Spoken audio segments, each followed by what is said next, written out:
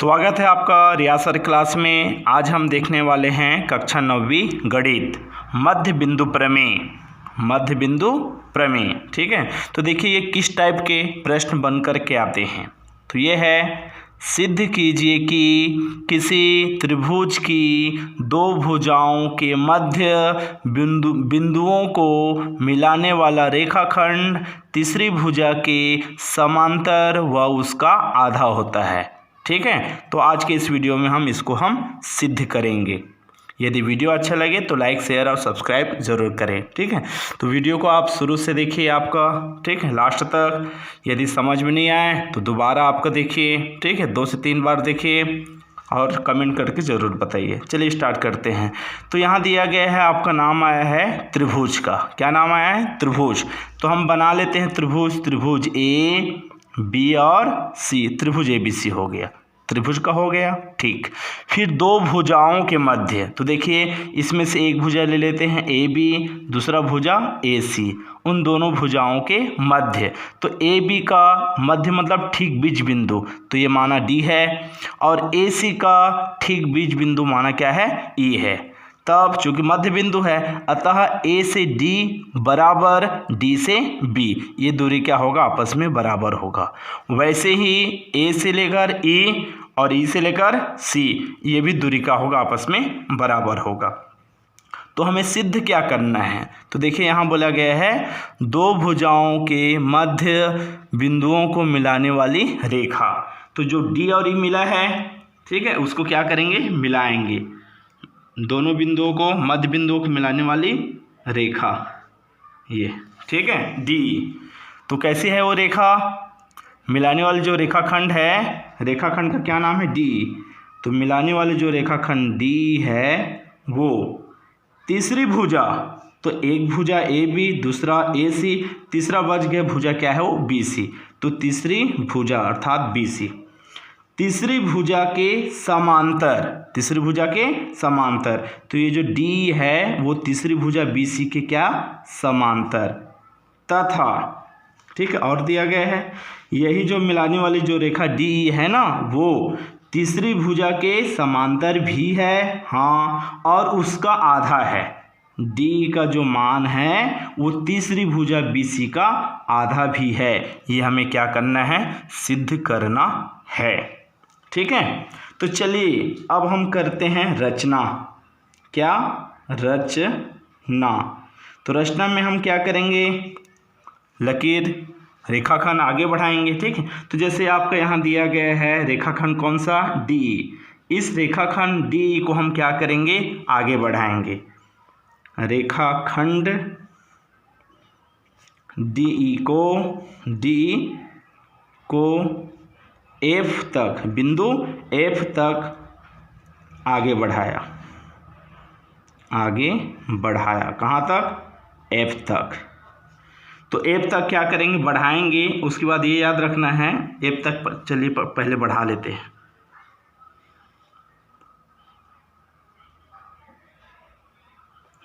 कहाँ तक? F तक। और इस प्रकार बढ़ाएंगे, आगे बढ़ा इस प्रकार कि D से E और E से F, ये दूरी क्या हो? बराबर हो। ये दूरी क्या हो? बराबर हो। ठीक, दूसरे स्टेप में ये जो C और F प्राप्त हुआ है, ये C नीचे और ऊपर F, इसको हम स्केल की सहायता से मिला देते हैं।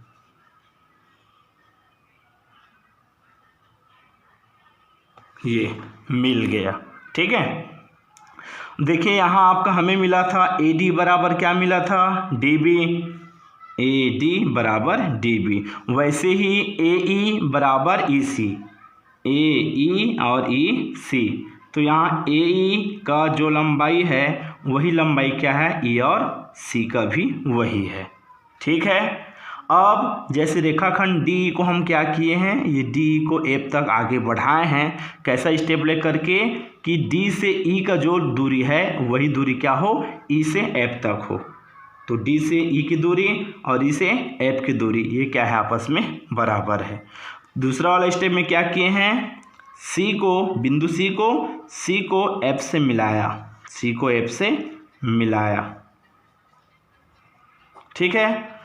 अब उसके बाद आपका हम देखेंगे जो त्रिभुज ADE, ठीक है, उपपत्ति करने वाले हैं ना, उपपत्ति त्रिभुज ADE तथा त्रिभुज देखो ADE, तो हम जब नामकरण किए हैं तो A से D की ओर इधर जा रहे हैं, ADE, तो वैसे ही नीचे वाला त्रिभुज का नाम लेंगे त्रिभुज CFE, इधर C उधर F, CFE, त्रिभुज CFE, ये इसमें ये दोनों में त्रिभुज में हम देखेंगे क्या समानता है, ठीक है। तो देखिए ऑलरेडी AE, कौन सा AE, A से लेकर E और E से C की दूरी क्या है, बराबर है, खुद दिया है, ठीक है, ये EC दिया है, ठीक है।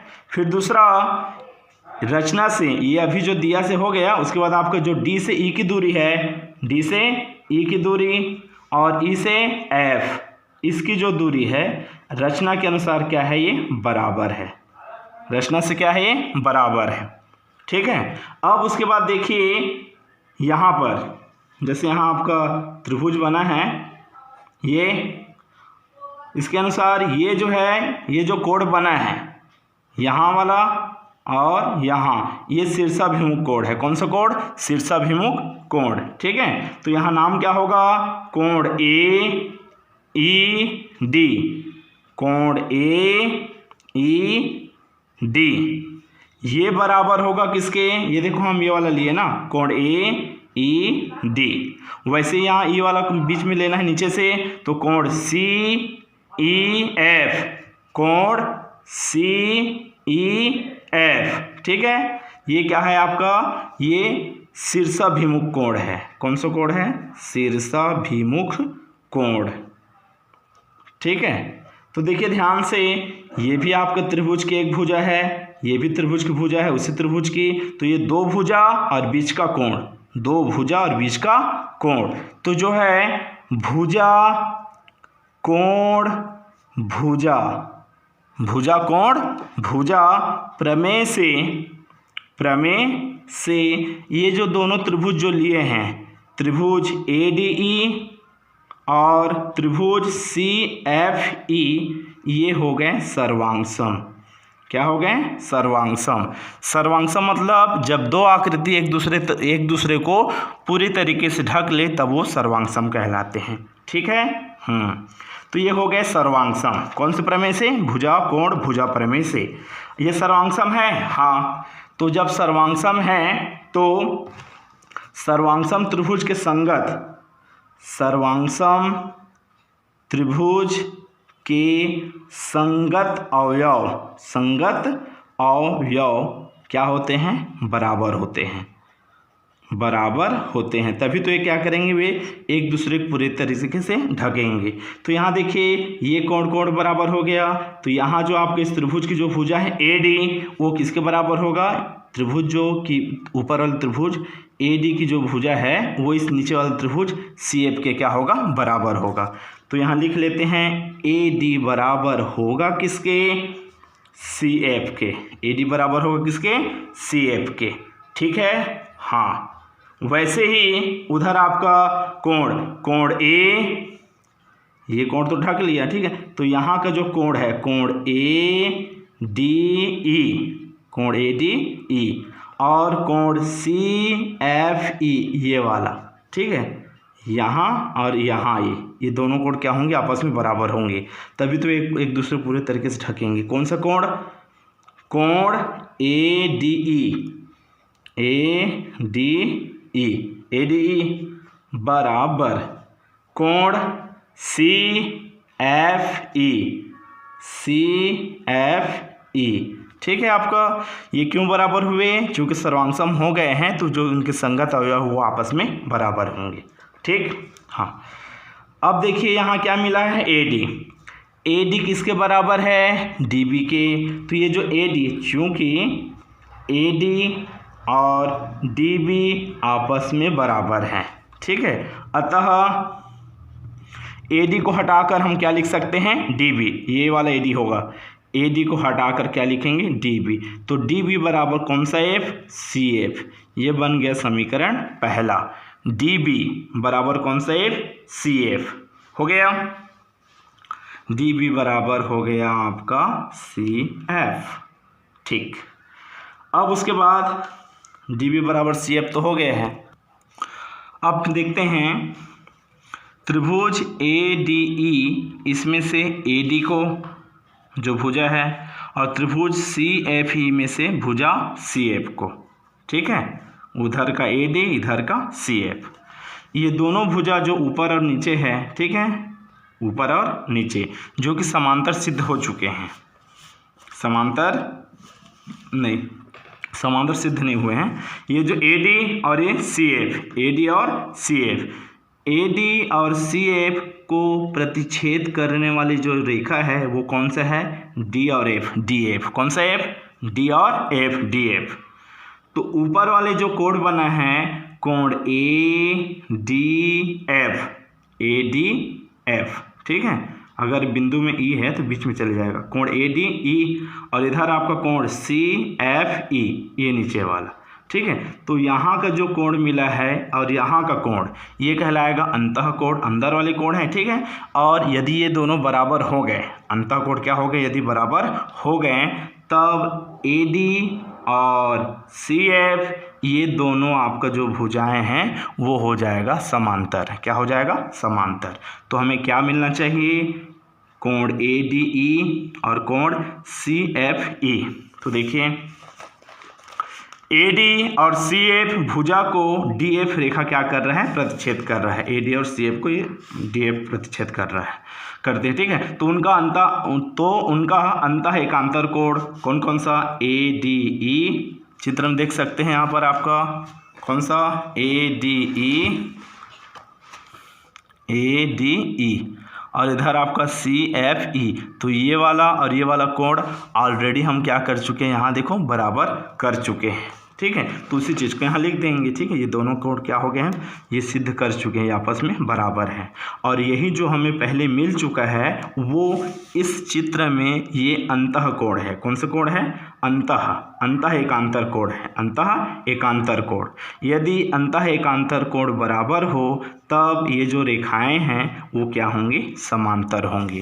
तो इस तरह हम लिखेंगे AD समांतर CF, AD समांतर CF, ठीक है। और चूंकि AD बराबर DB है, AD बराबर क्या है, DB, तो अब हम क्या करेंगे, AD को हटाकर लिख देंगे DB समांतर CF, ठीक।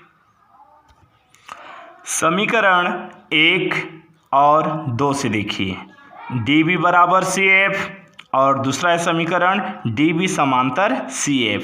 तो देखिए चतुर्भुज DBCF, समीकरण 1 और 2 से जो चतुर्भुज है DBCF, इसके दो भुजाएं कौन कौन, ये पहला भुजा है DB, इसी का सामने वाला सम्मुख DB के बराबर हमें क्या मिला है, CF, DB बराबर क्या मिला है, CF। तो इस DB का चतुर्भुज DBCF का DB का सम्मुख भुजा CF जो बराबर मिल चुका है, ठीक है, एक भुजा बराबर।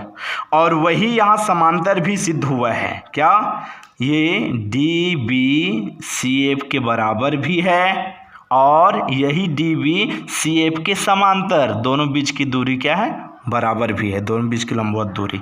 तो समीकरण 1 और 2 से चतुर्भुज DBCF के दो भुजाएं DB व CF क्या है, बराबर व समांतर है। क्या है, बराबर और समांतर। अतः चतुर्भुज जो DBC होगा एक समांतर चतुर्भुज होगा। सभी जानते हैं ना, समांतर चतुर्भुज के सम्मुख कोण क्या होते हैं, बराबर और समांतर होते हैं, ठीक है। तो हम जानते हैं कि समांतर चतुर्भुज के सम्मुख कोण समांतर और क्या होते हैं, बराबर होते हैं। तो जो शेष बचा हुआ है, शेष, ठीक है, आपका शेष मतलब क्या, जो शेष सम्मुख भुजाएं